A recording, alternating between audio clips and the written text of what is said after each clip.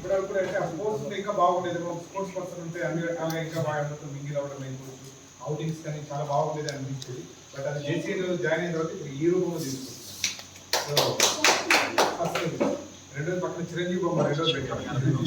చిరంజీవి అంటే చెప్పాను కదా, చిన్నప్పుడు చదువుకునేటప్పుడు యానివర్సరీ డేకి రకంగా అనమాట. ఏదైనా డ్రామా నుండి ఒక డాన్స్ ఇప్పుడు కూడా మీ బాడీ లాంగ్వేజ్ కొంచెం అలాగే వస్తుంది. ఇలాగా చెప్పుకునే చాలా మంది బాగా చేస్తున్నారు. బాగుండేదేమో, నేను పోలేకపోయాను. పోయింటే కదా బహుశా ఏ సినిమాలో ఉండేవాళ్ళేమో, విషయం అంటే కదా అయ్యేవాళ్ళేమో. బహుశా ఆ స్టెప్ తీసుకోలేకపోయాను. రెండోది. మూడోది ఏంటంటే ప్రతి ఒక్కరు కూడా ఇక్కడ రాఘవేంద్రరావు గారిని పెట్టానండి. ఎందుకంటే చిన్నప్పటి నుంచి కూడా ఏంటి, నాకు నా పేరు ముందరే క్రియేటివ్ ఉంటుంది. మన క్రియేటివ్ శ్రీధర్ అని ఇది కొంచెం కొత్తగా ఆలోచిస్తానండి.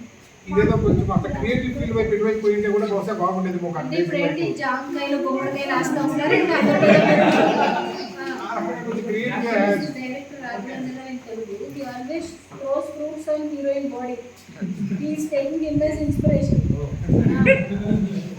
ఆ రకంగా కొంచెం మిస్ అయ్యానేమో అని అదొక రిగ్రెట్ ఉందండి.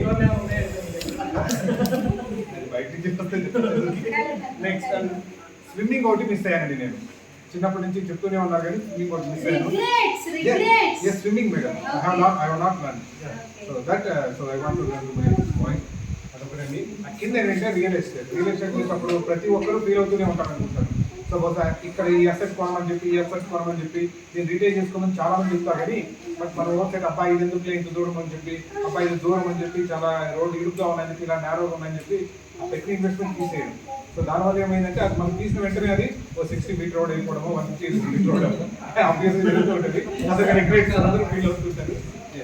కమింగ్ టు మై అంటే ప్రెసెంట్ వచ్చిందంటే ఇక్కడ నీలా నువ్వు ఉండడమే, అదొక్కటి ఫిలాసఫీ. సో ఎప్పుడు దీంట్లో నేను ఫీల్ అవ్వాలండి. ఒక్కటే అంటే కూడా బ్లాకేజ్ రాయమన్నారంటే ఇది ఒక్కటి రివర్సల్ ఉంది. అట్లా యోగా కానీ ఏదైనా కొంచెం బాడీ కొంచెం ఫ్లెక్సిబుల్ పెట్టుకోవాలని అనుకుంటున్నాను, అదొక్కటి బ్లాకేజ్ ఉంది. బట్ ప్రతిరోజు న్యూ ఇయర్లో రాసుకుంటాను. ఈ ఇయర్లో నేను దాదాపు 6 ప్యాక్ రావాలని, అది అట్లాగే వండిపోతున్నాను. కమింగ్ టు ఫ్యూచర్, ఒక మంచి ట్రైనర్గా అయిపోవచ్చు, ఒక మంచి స్పీకర్ అయిపోవచ్చు.